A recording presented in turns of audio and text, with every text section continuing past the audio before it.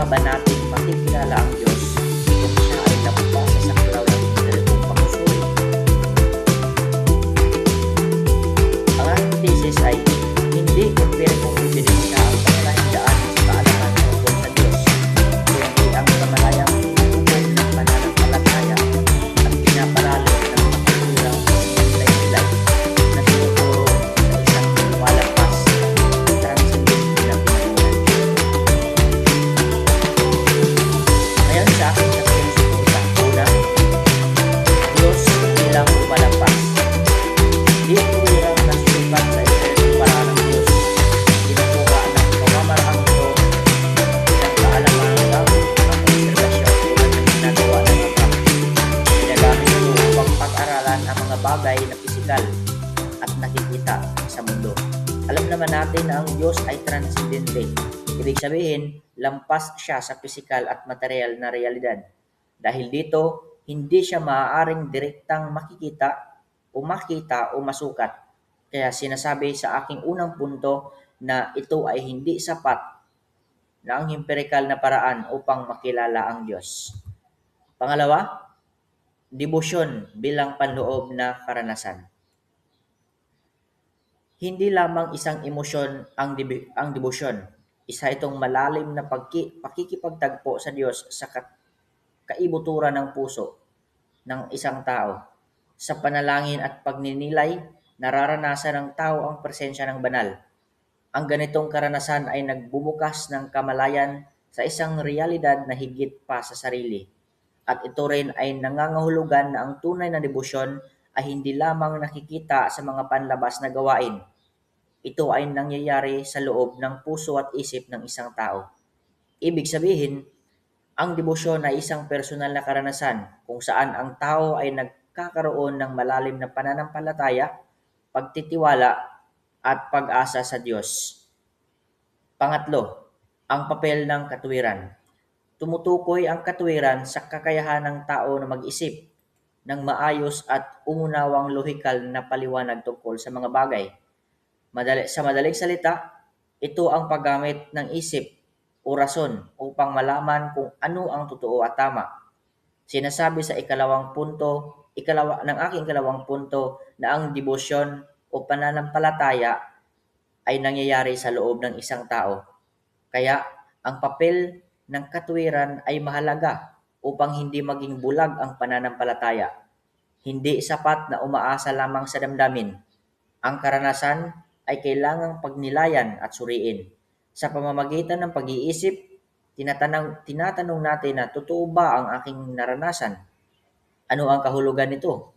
Ang katuwiran ang tumutulong upang maiwasan ang maling interpretasyon. Pinapalinaw nito na ang ating karanasan. Sa ganitong paraan, ang pananampalataya at katuwiran ay nagtutulong-tulungan. Ngayon sa aking tatlong pagtutol. Una, kung di nasusukat, paano malalaman? Ang unang pagtutol ay nagsasabing kung ang Diyos ay hindi nakikita o nasusukat dahil ito ay isang transcendente, paano kaya natin ito malalaman? Para sa iba, ang hindi mapatunayan ng agham ay hindi dapat paniwalaan. Ang pagtutol na ito ay isang hamon sa pananampalataya dahil tila sinasabi nito na tanging agham lamang ang daan sa katotohanan. Ngunit, sa kanyang sulat kay Emerita Esquito na ang pamagat ay The State of Philosophy in the Philippines, sabi niya, ang agham ay nakatuon lamang sa mga bagay na nakikita, nasusukat at napapatunayan sa eksperimento. Ngunit, may mga tanong ang tao tulad ng tungkol sa Diyos, kahulugan ng buhay at moralidad na hindi kayang sukatin ng siyentipikong pamamaraan lamang. Kaya ito'y magsasabi na mahalaga ang philosophical na pagninilay at paggamit ng katuwiran upang maunawaan ang ganitong realidad. Pangalawa, subjektibo lamang ang karanasan. Dahil dito, sa ikalawang pagtutol, sinasabi na ang karanasan ng debosyon ay isang personal lamang. Maaari ito Maaaring ito ay epekto lamang ng emosyon, imahinasyon, o kultura kung saan lumaki ang isang tao. Kung iba-iba ang karanasan ng bawat tao, paano natin masasabing ito ay patunay ng isang tunay na Diyos? Ang ideya ng aking ikalawang punto ay nagsasabi na ang nararanasan ng isang tao sa debosyon o pananampalataya ay isang personal at nakabatay lamang sa sariling damdamin. Ibig sabihin, ito ay hindi pangkalahatan o panlabas na ebidensya na maaaring patunayan ng iba o ng agham. Kapag sinasabi na ang karanasan ng debosyon ay subjective lamang, ibig sabihin na ang nararamdaman ng tao sa loob ay nagmumula lamang sa sariling damdamin at hindi maipapakita o mapapatunayan sa iba. Pangatlo, maaaring maling interpretasyon. Ang pagtutol na ito ay sinasabi na kahit pag-isipan pa ang karanasan ng pananampalataya, hindi pa rin ito garantiya na tama ang ating pagkaunawa. Ang pagtutol na ito ay nagsasabing kahit ang isang tao ay may tunay na karanasan sa panalangin o debosyon, hindi agad ibig sabihin na tama ang kanyang pagkaunawa sa karanasang ito. Ibig sabihin, ang karanasan mismo ay maaaring totoo. Halimbawa, nakaramdam ka ng kapayapaan, lakas ng loob, ngunit ang kahulugan na ibinibigay nito ay maaaring mali o hindi tiyak. Ngayon sa aking tatlong mga kasagutan. Una, may hangganan ang paraang empiriko. Hindi lahat ng katotohanan ay maaaring malaman sa pamamagitan lamang ng pagsukat, eksperimento o obserbasyon ng agham. Ang empirikal na paraan ay mahusay para sa pag-aaral ng mga bagay na pisikal at material. Ngunit, may mga realidad na lampas sa saklaw ng mga ganitong paraan. Kaya hindi ito sapat upang sagutin ang lahat ng mga tanong ng mga tao. Ang ideyang ito sagot sa unang pagtutol na nagsasabi na ito ay ang pagkilala ng mga pamaraan ng agham ay may limitasyon. Pangalawa ay paulit-ulit at malalim na karanasan. Kung ang karanasan ng Diyos ay minsan lamang, maaaring pagdudahan ito.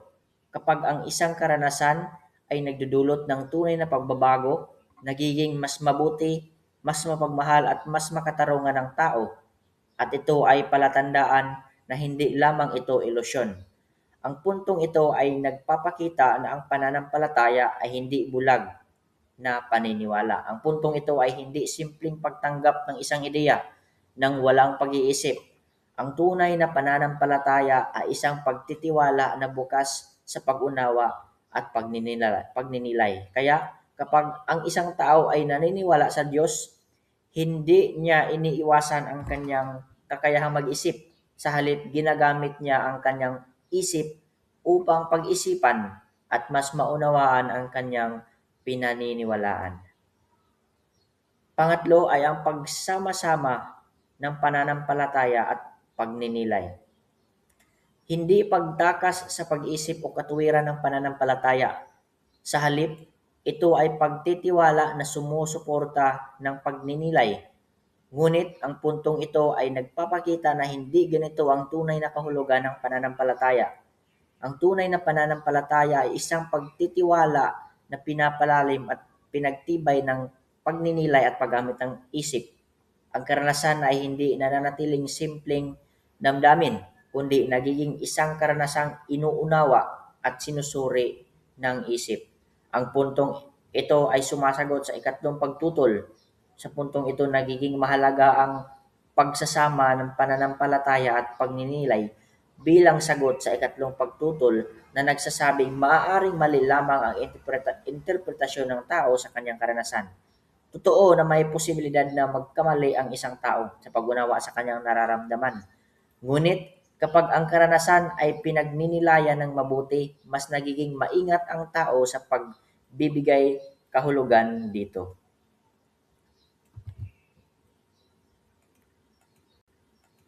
Ngayon sa aking pagmumuni-muni at ang pangwakas. Sa aking pagmumuni-muni, Mas lalo kong naiintindihan na ang Diyos ay hindi talaga isang bagay na maaring patunayan sa mundo natin ngayon.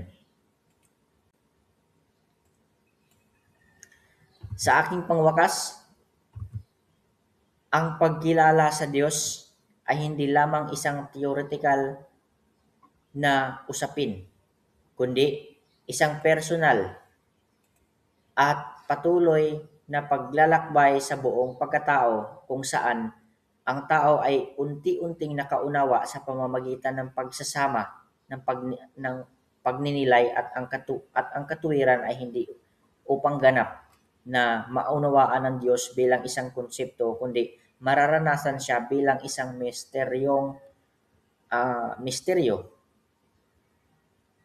Yun lang po at maraming salamat.